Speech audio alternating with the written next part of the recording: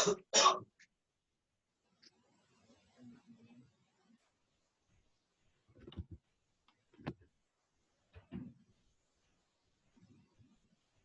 yang dengar suaranya boleh angkat tangan. Dengar suara saya maksudnya ya, karena kebetulan mic-nya mungkin nggak kedengaran. Jadi nanti kalau misalkan di pertengahan time ada yang nggak dengar, silakan hidupin mic-nya. Nanti dikonfirmasi bahwa tidak bisa mendengar suara yang saya sampaikan. Kalau sekarang bisa dengar nggak kira-kira? Kalau bisa dengar, tolong diangkat tangannya. Bisa, Pak. Bisa ya? Oke. Dengar, Pak, dengar. Tadi saya coba nggak mau soalnya takutnya gitu. Oke. Dengar, Pak, dengar. Oke, langsung aja ya. Assalamualaikum warahmatullahi wabarakatuh. Waalaikumsalam. Waalaikumsalam warahmatullahi wabarakatuh. Waalaikumsalam. Oke. Nah, kebetulan saya diberi jadwal untuk materi pemrograman berorientasi objek 2, itu di Java 2 ya. Dan seharusnya sih kemarin saya udah konfirmasi kalau bisa sih di labor gitu kan, cuman nggak tahu mungkin belum begitu ditanggapin, jadi sesuai dengan jadwal ya memang dia diharuskan daring.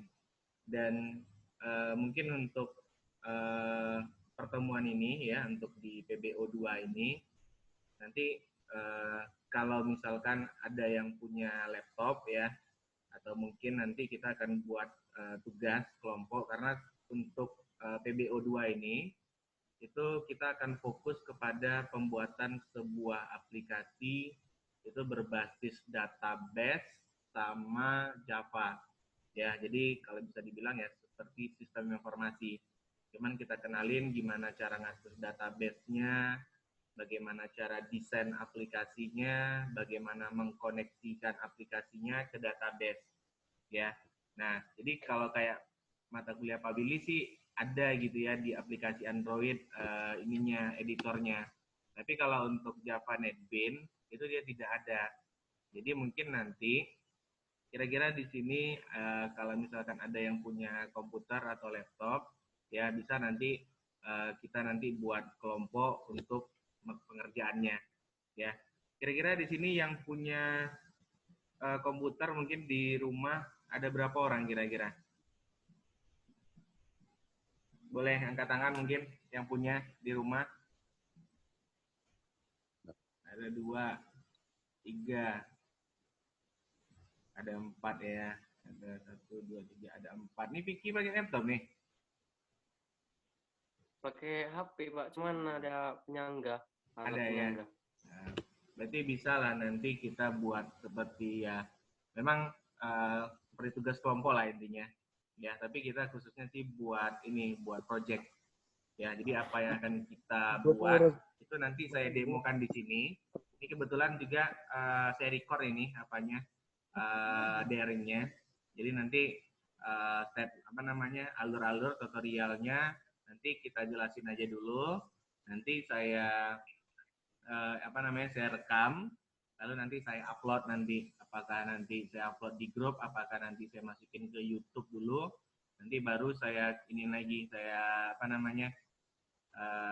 saya kirim linknya. Atau di masing-masing ini kan, yang sekarang lagi daring ini kan sebenarnya bisa record juga ya. Bisa record atau bisa inilah di record video daringnya ini. Ya, tapi kalau misalkan nggak bisa ya nanti saya share nanti video hasil dari ini kita, pembelajaran kita.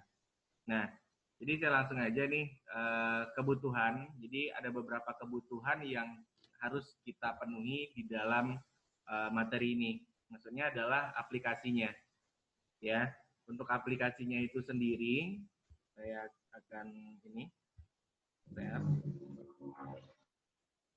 Nah, kita butuh pertama itu ini namanya adalah exam ya. Mungkin waktu Anda belajar PHP ada ya, mungkin ya, saya nggak tahu apakah Anda ada diajarin ini. Tapi di sini kebutuhan kita itu kita butuh nanti database namanya adalah MySQL Jadi MySQL itu kita butuh aplikasi yang harus diinstal di komputer, itu bisa dikatakan sebagai servernya. Ya, jadi database itu kan butuh server. Anda belajar PHP saya rasa pasti pakai ini juga. Ya, karena untuk ngejalanin kayak coding PHP itu pasti dia butuh yang namanya adalah server Apache-nya atau lokalnya. Sedangkan untuk yang database itu kita pakai ini, namanya adalah database MySQL. Ya, nah aplikasi yang dipakai itu namanya adalah ExamDB. Jadi dia satu paket install, di mana di dalam paket install itu ada Apache sama MySQL-nya. Nah, kalau untuk sekarang kita butuh dua-duanya. Ya, tapi kita nggak buat website gitu ya, tapi kita menggunakan yang namanya MySQL ini aja. Nah, oke. Nah, exam itu ya, saya catat sedikit di sini. Ya. Jadi pertama kebutuhan tadi exam. Ya, selain dari ya. Nah, sorry ini ya.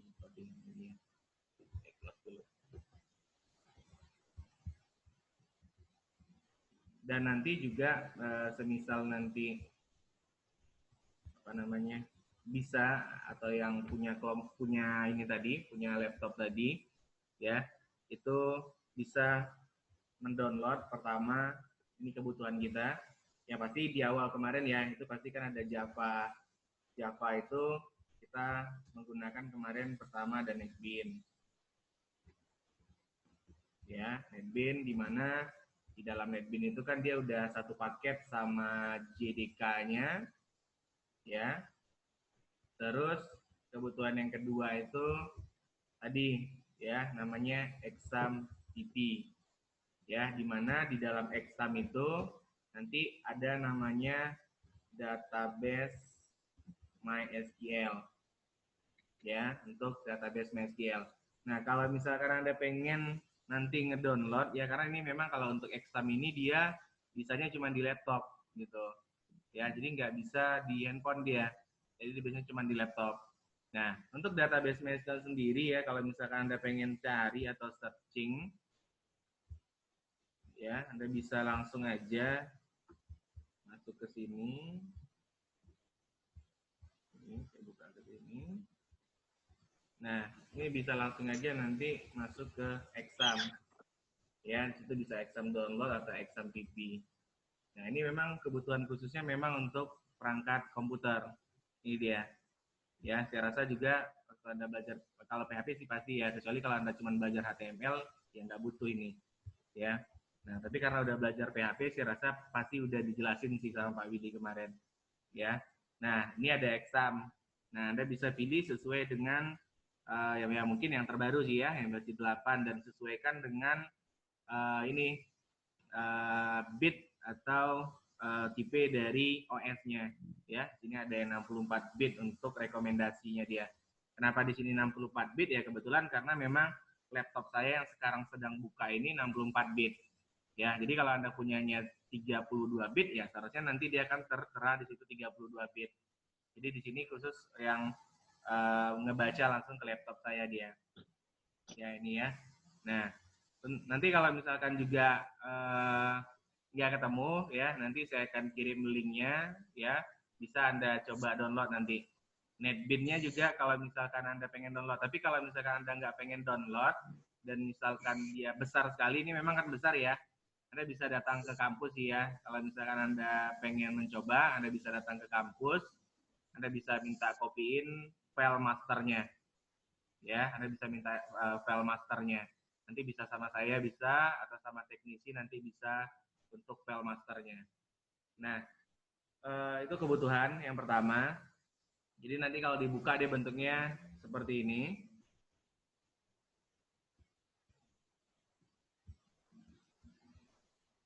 Jadi waktu dijalanin exam itu dia seperti ini ya. Saya rasa udah inilah ya. Dan saya coba jalanin. Jadi di sini saya biasanya buatnya seperti ini.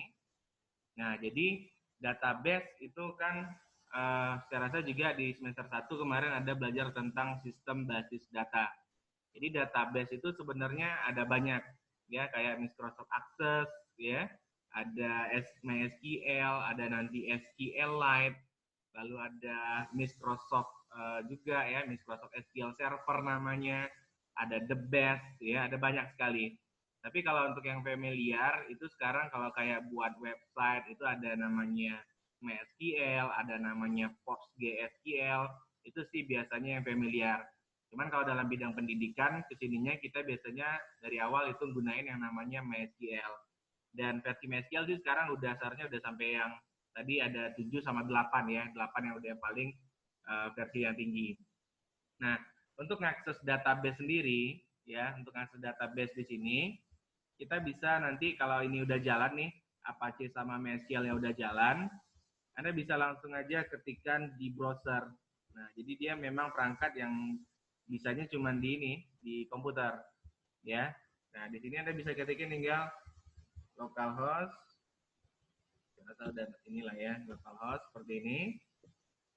Sorry. Langsung aja ya. Karena indeksnya udah nggak ada, jadi nanti langsung ke sini. Nah, ini. Nah, jadi nanti untuk buat database-nya nanti kita bukanya langsung ke localhost php myadmin yang ini. Ya, bisa nampak ya. Oke. Nah, ini database-nya. Jadi kita akan buat, jadi untuk semester ini kita akan buat aplikasi, ya contohnya mungkin sederhana, mungkin Anda pernah lihat, ya kayak Sispo kita gitulah ya. Cuman ini dia berbasisnya adalah berbasis Java. Sama seperti misalkan Anda pernah ke swalayan, Anda pernah ke mungkin ke toko-toko kecil gitu ya, mungkin kayak ke sistem kasirnya, ya di situ ada kan media pencatatan yang dia tidak berbasiskan website, tapi dia berbasiskan namanya adalah desktop. Jadi desktop itu ya sebuah perangkat atau sebuah aplikasi yang hanya berjalan ya di sini di komputer kita aja. Kalaupun dia bisa online, itu dia nanti namanya konsepnya adalah remote database. Jadi mainnya nanti di database-nya itu. Tapi kalau yang akan kita pelajari ini, itu kita akan jelasin sedikit tentang buat aplikasi, buat database-nya, ya. Karena memang khususnya itu database ini nanti ada namanya mata kuliah namanya Sistem Basis Data 2, ya. Seharusnya sih sebenarnya semester 2 sih ya, Sistem Basis Data 2 itu. Cuman karena ada peralihan gitu, ya mungkin nanti dinaikin sedikit ya tuh. Nah, tapi di semester 1 kemarin ada konsep tentang sistem basis data. Nah, seharusnya sih sama seperti itu dia. Nah, jadi untuk database ini nanti kita akan buatin kebutuhan apa-apa aja yang akan kita buat untuk aplikasinya. Mungkin nanti kita akan jelasin dulu, ya paling nggak mungkin langsung buatin project jadi gitu ya. Paling kita nanti akan buatin salah satu contoh kasus ya, apakah mungkin nanti perpustakaan misalkan. Ya, bagaimana caranya membuat aplikasi perpustakaan dengan menggunakan Java NetBeans. Ya, jadi Anda di situ misalkan bisa entry data buku, bisa entry data peminjaman, pengembalian gitu. Ya, jadi dia berbasisnya desktop. Nah, itu untuk kebutuhannya sih paling nambah ini aja sih. Kalau yang masalah NetBeans kemarin itu ada di semester lalu itu sama persis dia. Ya, jadi kebutuhannya ya Java NetBeans-nya. Sama satu lagi ini adalah MySQL. Nah, untuk Java NetBeans sendiri mungkin ya nanti kita akan jelasin dulu tentang database dulu, gimana cara buat database. Nanti baru kita akan jelasin tentang gimana cara untuk membuat desain antarmukanya. Mungkin kayak pernah lihat sistem di sebelah kampus ya, Puraya gitu mungkin ya. Nah, dia kan ada aplikasi pencatatan swalayannya tuh. Ya, ada orang transaksi, scan barcode, langsung tersimpan datanya, tercetak kwitansinya. Nah, sistemnya yang dibangun bisa dikatakan hampir seperti itu. Ya, cuman yang lebih sederhananya. Nah, di sini kita akan contohkan gimana caranya pertama membuat database dengan menggunakan MySQL ya, dengan bantuan tadi aplikasi namanya Exam. Jadi Exam ini bukan database-nya ya. Exam itu hanya sebuah aplikasi yang digunakan agar si MySQL ini bisa berjalan. Jadi kalau dulu itu kita kenal namanya ada dua, ada namanya Apache ya, sama namanya memang MySQL aja, atau kita sebut namanya MySQL Server. Jadi Apache ini itu adalah sebuah server lokal. Jadi kalau misalkan nih Anda udah belajar nanti PHP lebih dalam, itu ada namanya servernya itu online gitu ya, ada hostingnya. Nah, itu kan ada juga IP dan segala macamnya. Nah, asumsinya itu servernya, cuman online. Nah, kalau di sini yang Apache ini servernya ini lokal di komputer masing-masing aja, gitu. Misalkan kayak sekarang nih, saya punya komputer, di dalam sini ada database, gitu. Saya bisa ngejalanin, misalkan nih sekarang, PHP MyAdmin ini, ya. Nah, ini berjalannya adalah di server lokal. Jadi kita butuh aplikasi tadi namanya Exam agar Apache-nya itu bisa jalan. Sama MySQL juga seperti itu. Jadi Exam itu bukan database, tapi hanya sekedar aplikasi yang digunakan untuk meng-on dan off-kan si MySQL dan Apache aja. Ya, jadi cuman sekedar taklar aja lah, bisa dikatakan seperti itu. Ya, on-off gitu. Kalau nggak dipakai, ya dimatiin lagi. Kenapa? Mungkin ini ya. Oke. Nah, untuk membuat database di dalam MySQL, ya, dia tampilannya seperti ini. Ada localhost. Pertama Anda buka di sini localhost. Ini di gini aja, di apa namanya? Ini saya bukanya pakai Opera Mini. Ya tadi ya, localhost.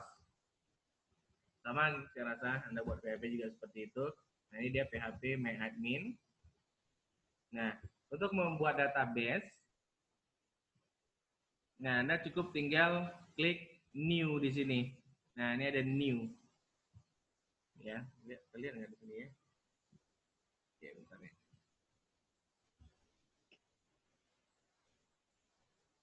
Nah, di sini ada new, tinggal diklik aja.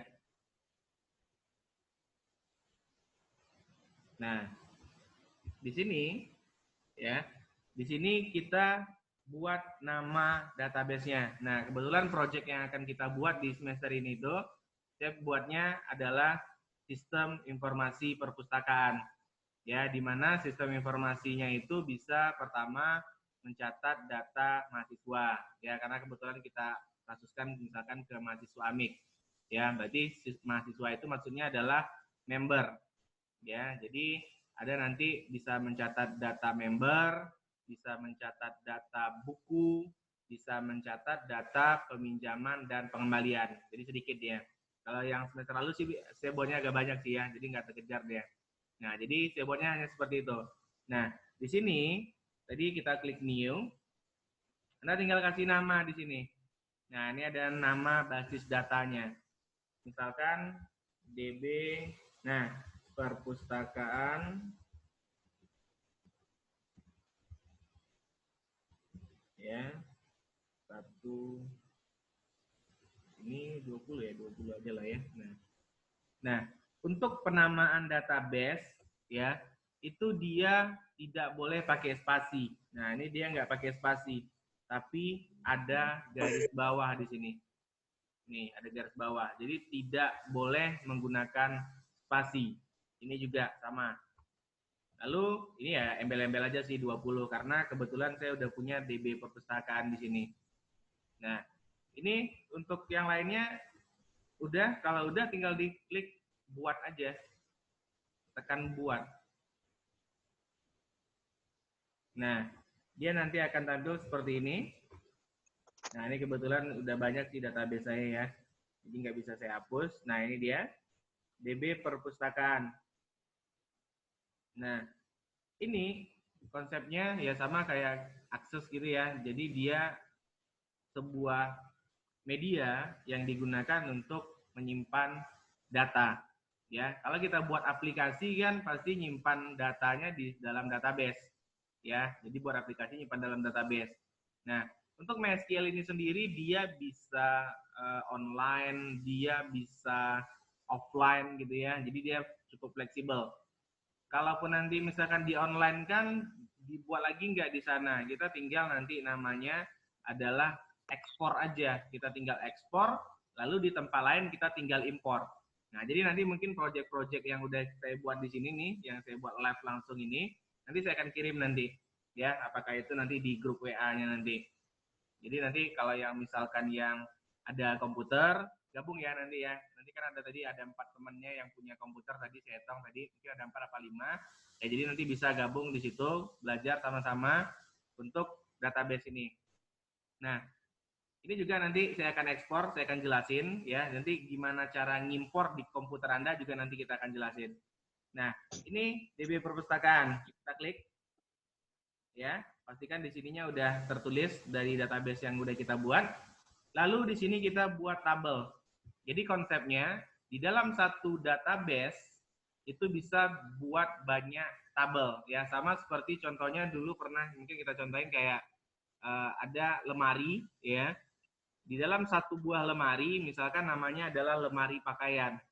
Di dalam satu buah lemari pakaian itu ada banyak rak-rak tempat penyimpanan. Dalam rak-rak itu juga ada laci-lacinya.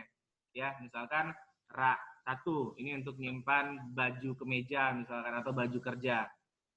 Nah, terus rak yang kedua misalkan untuk nyimpan baju keseharian gitu ya, baju di rumah.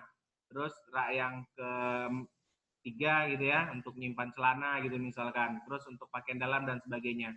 Berarti kan di dalam satu wadah itu bisa menyimpan berbagai macam jenis item-item ya, seperti pakaian tadi.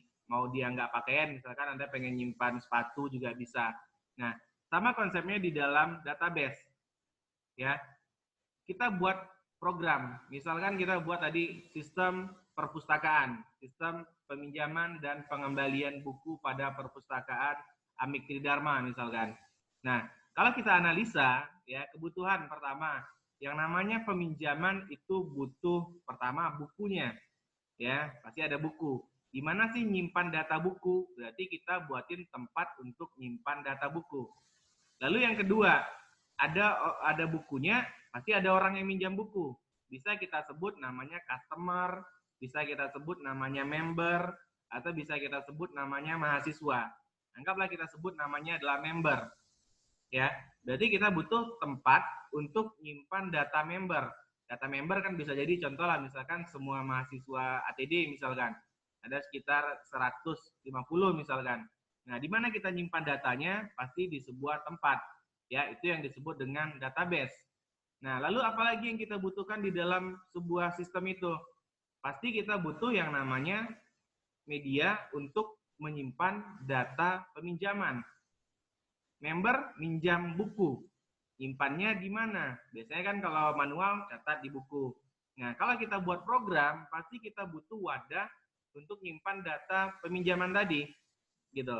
Ya, berarti kita harus buatin tempat untuk nyimpan data peminjaman. Lalu saat mengembalikan buku, butuh juga nggak kita buat wadahnya? Nah, ini tergantung analisa kita. Ya, jadi kalau di semester 1 kemarin mungkin ada belajar tentang flowchart gitu ya, ada tentang belajar tentang ERD mungkin, sistem basis datanya ada ERD, ada DFD, ada konteks diagram mungkin di situ. Nah, ada yang kadang orang buat sistemnya ya di peminjaman itu dia udah langsung paketin ya pengembaliannya. Jadi tinggal buat status saja. Status peminjamannya sudah kembali, masih dipinjam gitu. Lalu kita juga bisa buat misalkan di situ ada sistem dendanya nanti ya, ada sistem waktu peminjamannya kapan, kembalinya kapan ya. Jadi ada kalkulasinya. Bisa kita buat hal seperti itu. Nah, jadi kalau sederhananya kan kita butuh tempat untuk nyimpan data buku. Kita butuh tempat untuk nyimpan data member. Kita butuh tempat untuk nyimpan data peminjaman. Nah, lalu aplikasi ini mungkin pernah lihat ya, dan juga Anda udah ngakses misalkan kayak Sispo kita, itu ada untuk loginnya. Biar nggak sembarang orang bisa ngakses program. Berarti kan kita butuh yang namanya adalah akun si pengguna program. Berarti kita harus buatin tempat untuk nyimpan data pengguna tersebut. Ya, bisa kita buat ya misalkan kayak media untuk nyimpan data yang bisa login. Jadi yang login itu bukan cuma satu. Dan juga misalkan saat ada orang minjam buku, ya, yang melakukan transaksi itu tercatat. Misalkan si pengguna ini yang minjamin buku si A misalkan, nah tercatatlah datanya di situ. Jadi gunanya bukan cuma untuk login aja, tapi bisa digunakan sebagai interaksi atau pencatatan data bahwasanya oh ini yang melakukan peminjaman, oh ini dia tadi yang nyatat data peminjaman, waktu peminjamannya juga tercatat secara otomatis gitu misalkan. Ya, itu yang konsep sederhana. Sama lah kayak Anda misalkan pergi ke swalayan. Ya. Di swalayan itu buku misalkan beli makanan gitu ya. Orang kan tinggal scan aja tuh, scan barcode. Klik. Berarti ada alat namanya barcode kan di scan, maka data akan tersimpan. Berarti kan ada data, ada tempat untuk menyimpan data barang mereka. Ada barangnya, ada data identitasnya, ada harganya, ada namanya, ada kodenya, lalu ada gambarnya mungkin juga. Lalu ada menyimpan untuk data pembeliannya. Pastikan ada. Kenapa? Karena dia akan mencetak struk, ya, struk pembelanjaan. Lalu di dalam struk itu juga kalau Anda lihat lagi, perhatikan di situ ada data nama kasirnya. Berarti di situ ada untuk menyimpan data kasir. Karena setiap kasir yang login kan dia beda-beda. Nah, jadi tergantung dari kebutuhan program itu. Nah, jadi kalau program yang akan kita buat itu untuk database perpustakaan ini, kita cukup tinggal butuh data buku, data member, sama data peminjaman. Untuk pengembalian, ya, itu kita satukan nanti di bagian peminjaman. Jadi kita cukup tinggal buat status saja. Jadi misalkan nih, si A, ya, minjam buku ini tanggal sekian, jam sekian, ya, berapa lama, misalkan 7 hari, seminggu, ya. Lalu ada data untuk kapan dia mengembalikan. Jadi waktu dia ngembaliin nanti di situ ada file-nya tanggal berapa dia ngembaliin, ya, terlambat nggak dia. Nah, kalau ada terlambat ada dendanya nggak. Nanti kita bisa buatin seperti itu. Terus siapa yang minjam? Oh, sorry. Baca ya.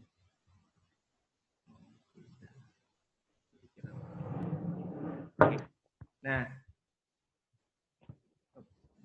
kita akan coba buatin yang pertama ya untuk database. Nanti kalau misalkan udah coba diinstal nanti bisa dicoba nih. Klik database-nya.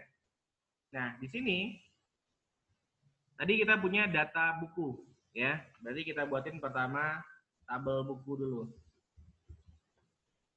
Nah, ini tergantung juga. Kadang orang pengen buatnya yang lebih spesifik misalkan gitu. Ada yang buat kategori buku ya. Jadi kayak misalkan kategori buku. Jadi dia punya misalkan buku matematika, buku pemrograman, ya, buku sejarah, buku apa lagi gitu. Nah, kalau misalkan kita pengen buat data, jadi bukunya itu memiliki kategori. Jadi waktu nanti pencarian data itu bisa berdasarkan kategori. Nah, kita bisa juga buat dulu data kategori buku. Nah, mungkin di sini sebelum kita kita buatin, bagus kita buat relasinya dulu.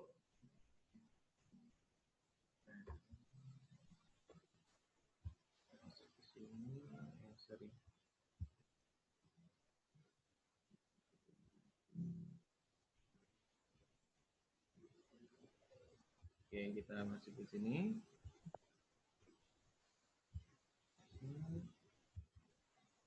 Oke, ini kita analisa ya. Jadi datanya dari mana bisa tahu juga. Oke, ini kita akan buatin dulu tentang relasi tabel. Jadi next mana tahu nanti buat aplikasi lain Anda bisa analisa sendiri gitu ya. Atau di tempat kerja buat sistem kasir gitu misalkan. Analisa kebutuhannya. Ya. Karena kalau kayak Anda lihat di buku, kayak lihat di internet ya beda-beda gitu ya. Ini tergantung dari kebutuhan, jadi kita bisa custom. Nah, ini kita akan buat relasi dulu pertama. Oke, kita loading.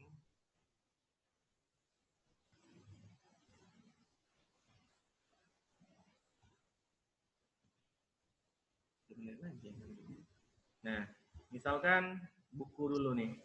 Tadi kan kita katakan dia ada buku, ada member. Ya, ada peminjaman dan pengembalian. Nah, ini adalah item-item yang kita butuhkan di dalam yang namanya adalah sistem informasi perpustakaan. Ya, peminjaman dan pengembalian.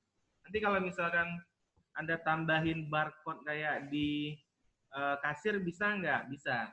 Ya, itu bisa kita lakukan. Bisa kita lakukan sistem seperti itu.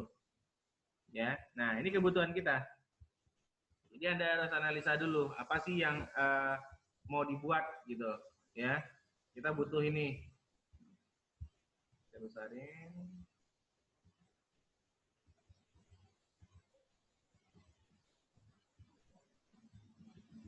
Nah, ini. Ya. Di buku itu ada apa-apa aja misalkan yang pengen Anda cantumkan di dalam programnya. Nah, di sini kita harus analisa terlebih dahulu, misalkan data buku. Ya. Nah, saya tambahin di sini misalkan data buku. Ini data member. Nah, data buku itu pertama ya, ada misalkan judul buku. Nah, lalu apalagi? Misalkan penerbit, pengarang,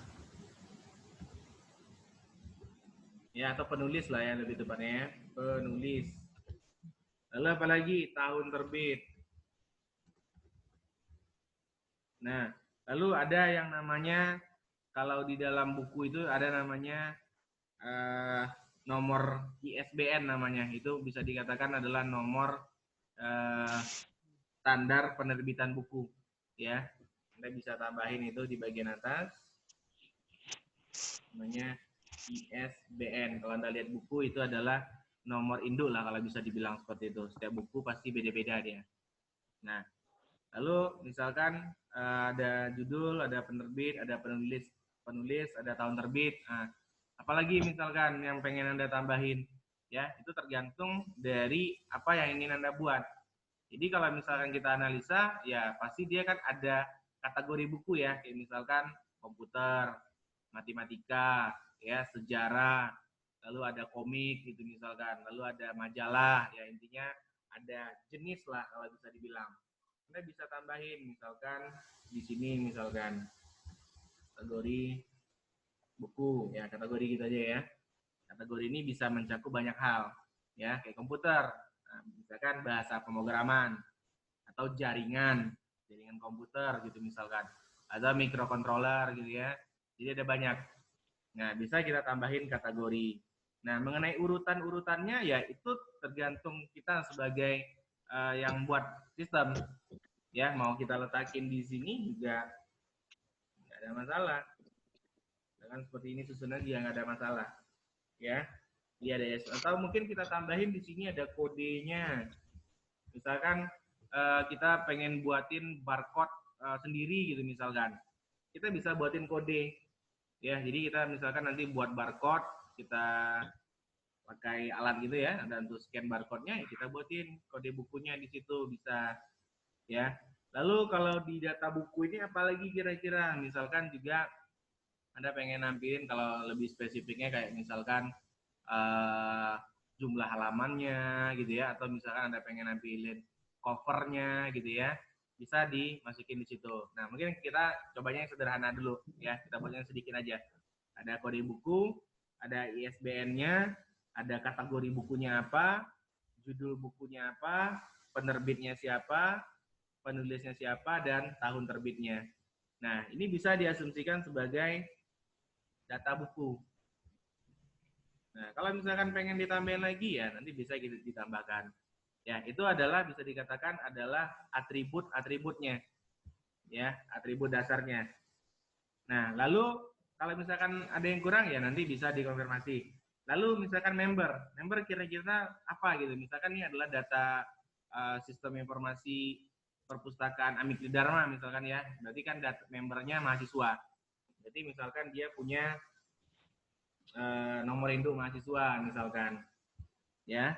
Atau kalau member ya berarti ID member lah gitu ya, atau kode member. Nah, cuman di sini saya buat NIM aja. Biar apa? Biar nanti asumsinya ini adalah aplikasi yang ada di Amikri Dharma karena dia pakai NIM gitu misalkan.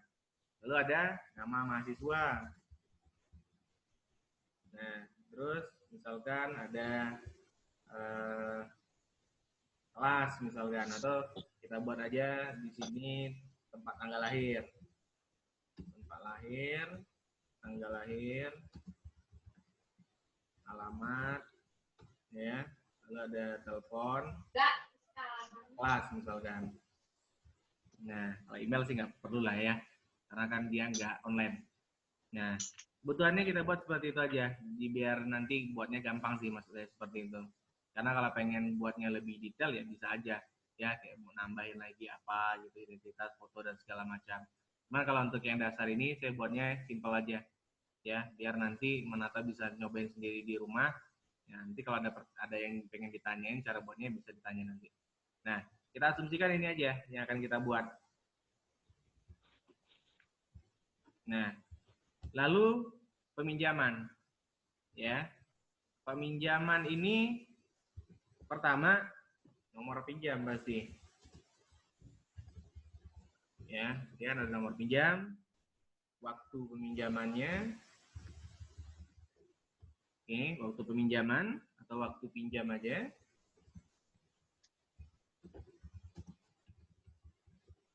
Oke, waktu pinjam. Lalu, nah di sini berarti kita minjamnya satu-satu gitu ya. Nomor pinjam ini, waktu pinjam sekian, pada bukunya ini siapa yang minjam. Nanti kalau dia lagi ya, nanti tercatat lagi 2 kali dia.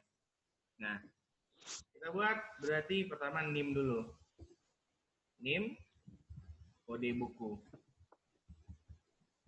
Ya, lama pinjam.